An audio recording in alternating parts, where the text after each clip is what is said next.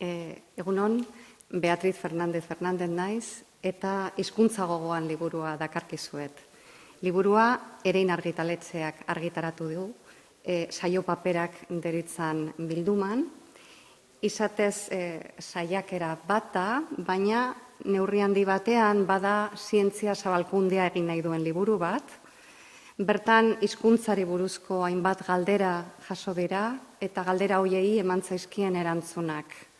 Hala nola gure ama hizkuntzak gehiago hunkitzen algaitu beste hizkuntzak gerora ikasitako hizkuntzek baino, aurrek ikas dezakete hitz egiten harreman linguistikorik izan gabe ingurukoekin, halako galderak eta zientziak eman dizkien erantzunak dira jaso ditudanak.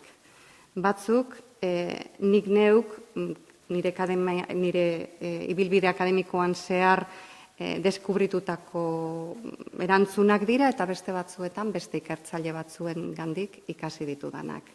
Liburuak 15 kapitulu ditu, oso kapitulu laburrak dira, edo zeinek erraz ulertzeko modukoak, hau da, zientzia izan arren, askotariko istorioen bitartez kontatzen dira erantzunak, eta ziur nago irakurtzen duenak gustora irakurriko duela eta aurkituko dituela behar bada inoiz bere buruari hizkuntzaren inguruan egin dizkion galderen erantzunak.